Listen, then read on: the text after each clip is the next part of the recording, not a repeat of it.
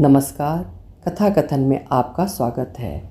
आज सुनिए प्रवासी लेखकों की कहानियों की श्रृंखला में प्रेमा श्रीवास्तव जी की लिखी हुई कहानी रुचि का सफ़र। मेरी ज़ुबानी, मैं हूँ सीमा सिंह। मूसलाधार बारिश और साथ में सर्द हवा कानों से टकराती सरसराती हुई शरीर की हड्डियों को अंदर तक कपकपा रही थी। ठिठुरते हुए अर्धरात्रि की बेला में वो मुसाफिर जाए तो कहाँ। नमन अपने सरकारी कार्य के सिलसिले में गुवाहाटी गया था। आजकल हवाई यात्रा रेल यात्रा से अधिक दुखदायी हो गई है। यूँ तो सच है कि भीड़ भाड़ में इन दिनों यात्रा असुविधाजनक हो गई है, पूर्वतः रोमांचकारी नहीं। अब वो रही कहाँ। ड्राइवर जतिन को दूर से रोशनी दिखी तो वो जैसे उतावला हो गया, जैसे तीतर के हाथ बटेर लग गया हो। शाब शाब एक्टू लाइट देखा जाच्छे, चलूँ, अर्थात देखिए जरा सा रोशनी दिखाई दे रही है। जतिन ने घर की आवाज़ कर गाड़ी स्टार्ट कर दी थी। नमन को बंगला समझने में कठिनाई नहीं थी और सौभाग्य से जतिन की मूल भाषा बंगला थी।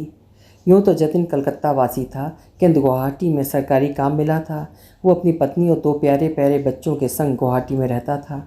सरकारी ड्यूटी थी, अतः नमन के साथ भी वो उपस्थित था। नमन को अपनी गलती तब समझ में आई जब वो भटक गया था। जतिन की बात उसने अनसुनी कर दी थी और रात के समय ही चल पड़ा था।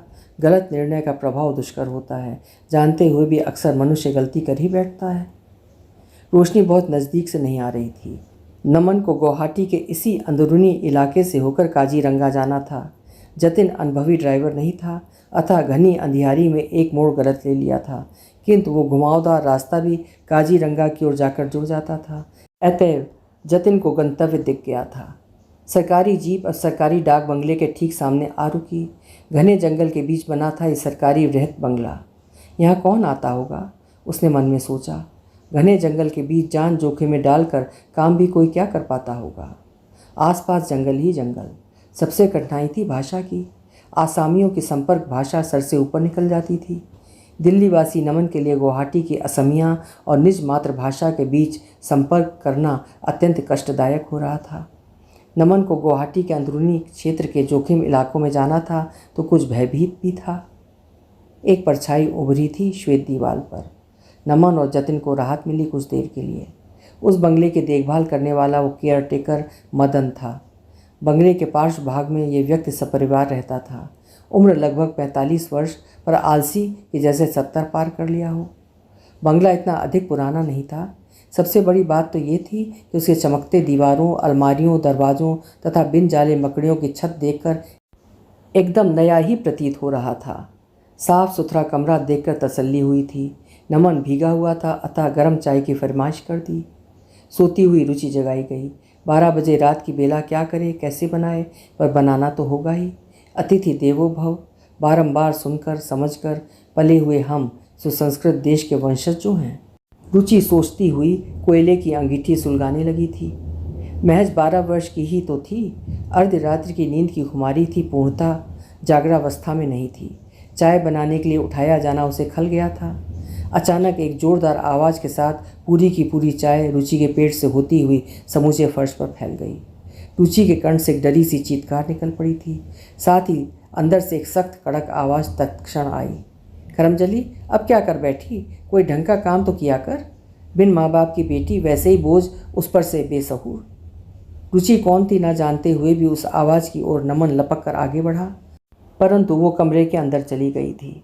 भाषा जानी सुनी थी, इसका अर्थ था कि ये हिंदी जानते बूझते थे।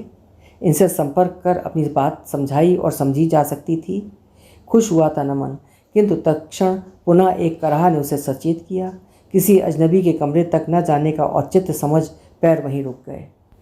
नमन यात्रा और यात्रा के साधनों से त्रस्त और थका था, सो गहरी नींद में सो गया। जतिन कहाँ रहा, उसे इसकी याद तक नहीं रही। जीप में सो गया होगा, सोच निश्चिंत हो गया। आसाम प्राकृतिक हरितिमा से आच्छादित अपने सौंदर्य वैभव से जैसे हर किसी का मन मोहित करने में समर्थ था, वैसे ही नमन को भी वो अपने उन्मुक्त सौंदर्य पाश में जकड़ने लगा था। नमन को यह स्थान भा गया था। नमन यद्यपि एक सरकारी कर्मचारी था और वहाँ का स्थायी वासी नहीं था, तथापि इन 4 दिनों में ही अपनत्व का एक नाता बन गया था उस जमीन से। प्रातःकालीन पूर्व दिशा की अरुणिमा को नमन मंत्रमुग्ध हो निहारा करता था। प्रकृति की नैसर्गिक हरितिमा में जो ताजगी और स्फूर्ति महसूस कर रहा था, जो वो अन्यत्र नहीं कर पाया था। प्रकृति के सानिध्य से वो रोमांचित हो रहा था। स्वभाव से भी नमन प्रकृति प्रेमी था और अब उसी के मनोनुकूल फॉरेस्ट की नौकरी पा गया था, जो सोने में सुहागा कहावत को चरितार्थ कर रहा था। पहली बार आज सामने के दरवाजे पर दस्तक देकर रुचि कमरे में दाखिल हुई थी। खाने में क्या लेंगे साहब? गंभीर सोच में डूबे नमन की जब तंद्रा टूटी तो सामने खड़ी एक बाला को देखा। अनुमान लगाया कि उस दिन गर्म चाय से यही जल गई थी। लड़की सांवली थी, मध्यम कद की, काले घुंघराले केश, जिसकी एक लट लहराती हुई उसकी सुर्ख छोटी सी बिंदी को स्पर्श कर रही थी। श्याम रंग की उस नाबालिग बाला के तीखे नैन नक्श में गजब चुंबकीय आकर्षण था। पहली बार रुचि का सामना हुआ था। मेखला में लिपटी वो एक गुड़िया लग रही थी, जिसे देख नमन ने सोचा, ऐसी प्यारी सी गुड़िया यदि मेरे सूने घर आंगन की शोभा बन जाए। सोचा तो था, किंतु तत्काल ये भावना उसने मन में ही दबाकर अपने काम समाप्त होने तक स्थगित कर दिया। नमन इतना तो पहले ही सुन चुका था कि इसके माँ बाप इस दुनिया में नहीं हैं। उसकी मौसी की कर्कश आवाज़, कटीली बातों की चुभन उस रात सुन चुका था। रुचि इसकी अभ्यस्त हो चुकी थी। ये सब बातें अब बेअसर हो गई थीं। आखिर मौसी उसकी थी ही कौन? जब उसे किसी ने स्वीकार नहीं किया, तब उसकी माँ की इस सहेली को दया आई थी। एक पल के लिए, इसी पल के निर्णय के कारण उसका वजूद बचा था इस दुनिया में। मौसी ने अपनी दया को वात्सल्यता के संकल्प से वंचित रखा था। नवजात शिशु को जीवित रखने के संकल्प में तो वो सोने के सामान खरी थी, किंतु व्यवहार में निहायत कच्ची। रुचि मौसी का मान इसी कारण रखती थी और उनके हर आदेश का पालन। नमन ने देखा कि रुचि गंभीर तथा संकोची थी, चंचल वाचाल नहीं। वो केवल 12 वर्ष की थी, पर उसका बचपना न जाने कहाँ अंतर्ध्यान हो गया था। नमन ने उसके प्रश्न का उत्तर सहज भाव से दिया। मुझे काम से आते आते देर होगी, फिर भी दिन के खाने में दाल रोटी और जो भी सब्जी चाहो बना लेना, मिर्च ज़्यादा नहीं, नमक माफिक रखना। रुचि जी कहकर चली गई। नमन काम के सिलसिले में जंगल की ओर निकल गया। चूल्हे की सुलगती लकड़ी को रुचि शून्य मुद्रा में निहार रही थी। जब से होश संभाला था, तब से पहली बार उसका एक विशेष प्रकार के व्यक्ति से सामना हुआ था, शिष्ट बातों से भी और व्यवहारों से भी। मन में उमड़े आदर भाव का मूल्य अनमोल था। अचानक कुछ याद कर वितृष्णा से वो आकंठ भर उठी। खाना समय से तैयार करना था और वो आधे समय विचारों में खोई थी। इस डाक बंगले में जो साहब लोग अब तक आए थे, छी वे कितने अजीब से थे, अमानुष। एक ने तो मेरी कलाई ऐसे कस के पकड़ी कि उंगलियों के निशान जाने में हफ्तों लगे थे। दर्द याद आ गया और आंखों से पानी, आंखों से ढरकने लगे मानो अभी की बात हो। गंदा आदमी। रुचि कलाई उठाकर देखने लगी। निशान तब नहीं थे, पर रुचि के मन पर जो निशान था वो अमिट था।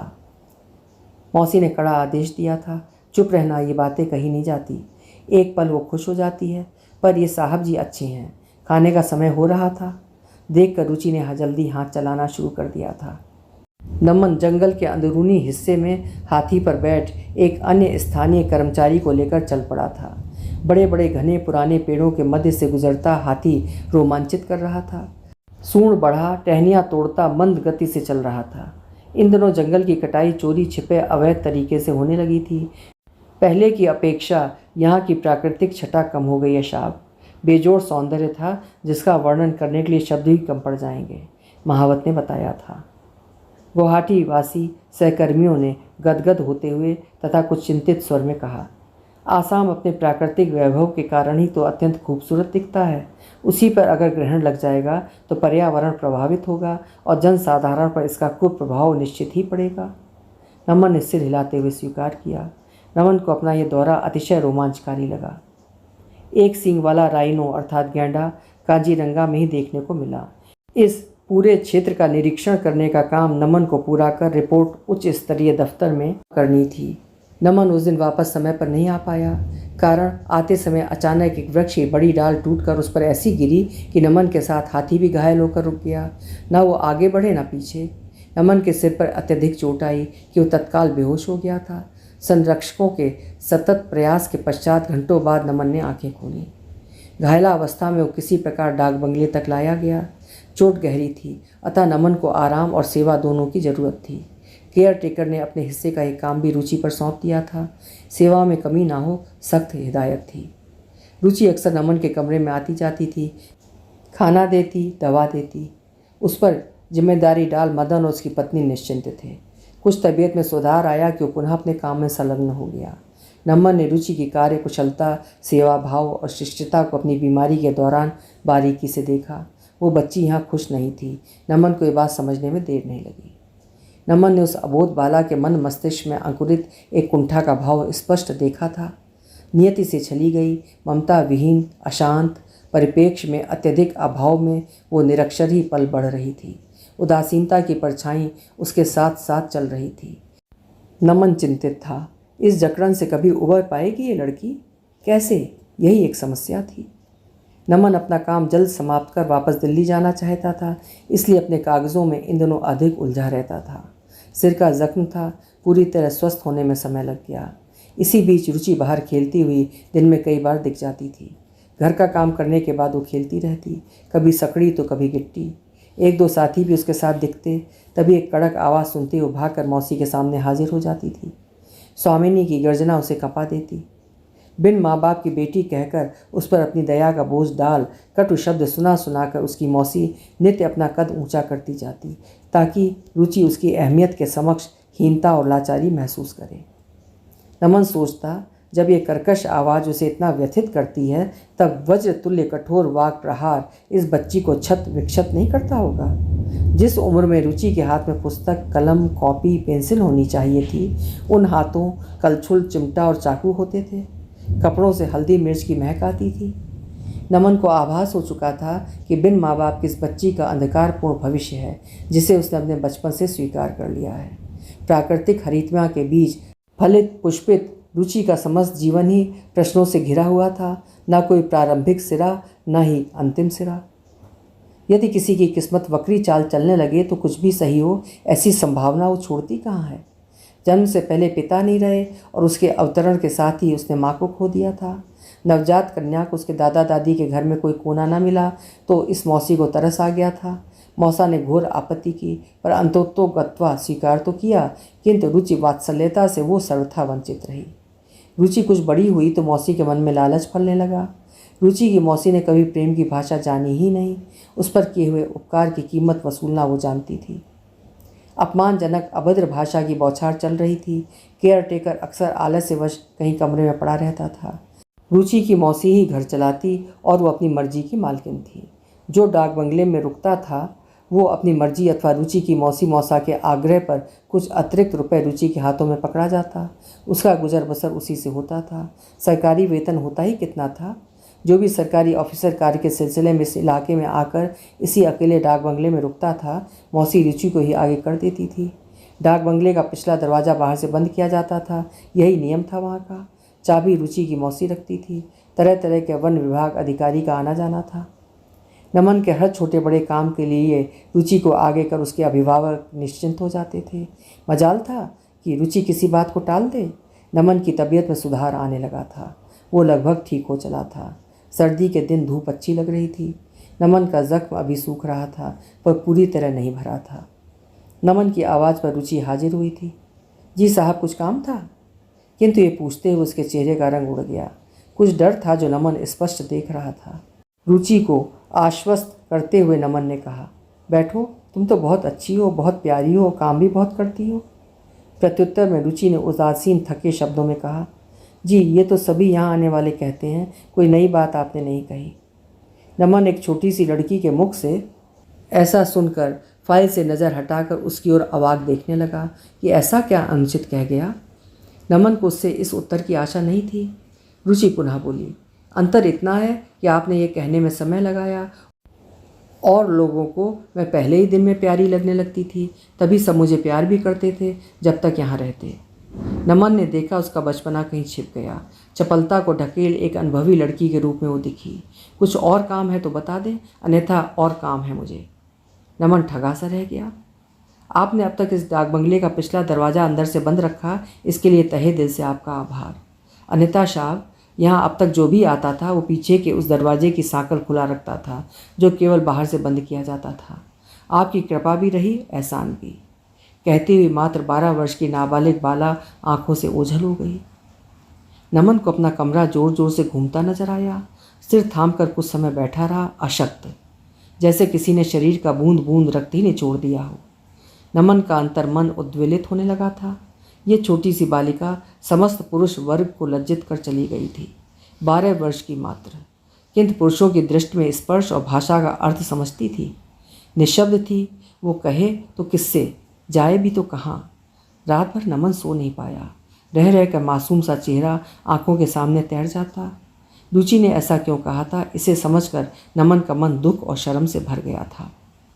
नमन को भी वो अब तक क्या औरों की तरह अभद्र ऊंचा व्यक्ति समझ रही थी? क्यों ना समझे। उसको होश संभालते ही पुरुष का परिचय अब तक इसी रूप में मिला। नासमझी के बीच उसको समझदारी भी आ गई। बार बार हाथ जले तो आग की पहचान हो ही जाती है। रुचि ने पहला व्यक्ति देखा जिसने उससे संक्षिप्त बात की थी, केवल काम की। अनर्गल वार्ता के बहाने कभी उसे देर तक रोकने का प्रयास नहीं किया। न उसे हौले से पैरों की उंगलियां फंसाकर अपने ऊपर गिरा देने का कोई उच्छृंखल प्रयास, ना ही कोई इशारेबाजी। मन ही मन रुचि के मन में आदरभाव उपजा था।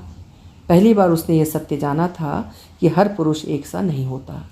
आदर्श पुरुष को नमस्कार किया था, श्रद्धा भाव से मन ही मन प्रणाम किया था। ऐसे सत्पुरुष को अपनी अपनी तरह से मन मंथन से अमृत निकालने के अथक प्रयास ले उन्नीदी आंखें कब लग गईं पता ही नहीं चला। रुचि का रुझान नमन की चारित्रिक गुणों की तरफ था। पहली बार किसी सत्पुरुष से सामना हुआ था। अब तक पुरुषों का ये रूप नहीं देखा था, इसलिए नमन उसका आदर्श पुरुष बन गया, पूज्यनीय। नमन का मन रुचि की मासूम जिंदगी को बचाने के उपक्रम में लगा था। शहर में बतौर एक प्रतिष्ठित कॉलेज की प्राध्यापिका के पद पर कार्यरत अपनी वात्सल्य वंचित पत्नी रूबी का परामर्श ले उसने एक उचित निर्णय लिया। रुचि को कानूनी तौर पर गोद लेने से ही बिन माँ बाप की बच्ची का जीवन संवर सकता है।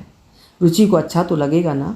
खुद के मन ने प्रश्न किया और खुद को समझा लिया। पढ़ाई करके ही ज्ञान प्राप्त करना भला किसे बुरा लग सकता है? रुचि के मौसा को इस बात से आपत्ति नहीं थी कि रुचि नमन के साथ दिल्ली चली जाए। अपनी पत्नी की सखी की एकमात्र निशानी को फलते फूलते पनपते हुए देख ईश्वर उन दोनों को अवश्य क्षमा कर देगा। यहाँ इस बच्ची को 2 रोटी के सिवा और दे भी क्या रहा है? रुचि की मौसी को समझाया था मदन ने उस दिन। ईश्वर की पैनी नज़र से कुछ तो डर। हमें कुछ हो गया तो इस सड़क पर हो जाएगी। एक छत मिल रही है, एक आसरा तो जाने दे, उसे मुक्त कर दे। अब तक जो गलत किया था इसके साथ हमने क्या क्षम्य है? एक घोर अपराध का बोझ मन पर है, उसका प्रायश्चित कर, इसके भविष्य को प्रखर बना, कुछ धर्म का कार्य कर, इस बच्ची का जीवन सार्थक कर दें। मदन इसी आत्मग्लानि को नशे में डुबो देता था और उसकी पत्नी गाली गलौज कर रुचि के नसीब पर अपनी बेबसी लाचारी की भावना डालकर संतुष्ट रह जाती थी। अपनी गलती को स्वीकार करना समझदारी थी। अतएव रुचि के दोनों अभिभावक नमन की बातों से सहमत हो गए। कुछ पाने के लिए कुछ छोड़ना पड़ता है, मदन ने अपनी पत्नी से कहा। प्रत्युत्तर में एक उच्छ्वास छोड़ती हुई पत्नी बोली, अब मैं अपनी मृतक सहेली के सामने फ़ख्र से सर ऊंचा कर सकती हूँ। मैं रुचि के प्रति अपने कटु व्यवहार के लिए लज्जित भी हूँ। मती मारी गई थी, पश्चाताप से विकल थी मौसी। रुचि को यह अवसर ईश्वरीय वरदान स्वरूप मानकर उसे नमन के संग जाने की आज्ञा दी। उसे सीने से लगाकर इतने वर्षों तक किए गए अपने अपराध को बाहर डाला। ममतामयी मौसी का ये रूप पाने के लिए अब तक रुचि की आंखें बंद तोड़ पहचनी। माँ से अनजान मौसी की पालिता पुत्री एक बार पुनः अलगाव से गुजरी। नई जमीन में रुचि के उज्जवल भविष्य का बीजारोपण हुआ। नमन के संग आई इस संकोची, कुछ अज्ञात भय से सहमी 12 वर्षीय रुचि को नमन की पत्नी ने अपनी बाहों में भर आश्वस्त किया। फिर उसके सहज होने तक उसकी छाया बनी रही। कुछ महीने घर पर ही शिक्षक पढ़ा जाते थे। उसके सीखने की क्षमता बचकानी नहीं थी, अतः शीघ्रता से सीख पाई। लगन, मेहनत और इच्छा शक्ति तीनों की युति हो जाए तो सफलता की ओर कदम स्वतः बढ़ने लगते हैं। यूँ तो रुचि का कमरा अलग था, पर आरंभिक दिनों में नमन की पत्नी उसके साथ रहती थी। नए तौर तरीकों में ढालने में समय लगता है। शनय शनय वो अभ्यस्त हो गई। रुचि आईने के सामने खड़ी स्कूल ड्रेस में अपने आप को देख पुलकित हो रही थी। स्कूल बस का इंतजार उसे बेसब्र कर रहा था। सचमुच ईश्वर का बल अज्ञात है, कब देता है कब लेता है, इस रहस्य को कौन जान सकता है। रुचि नतमस्तक थी उस कृपा के लिए जो उससे मिल सका था। कुछ सोच नम आंखों से नमन और उसकी धर्मपत्नी के चरण स्पर्श किए। उनके प्यार और आशीर्वाद लेकर विद्यार्थी जीवन का प्रथम दिन आरंभ किया। यद्यपि कक्षा में वो सबसे बड़ी थी।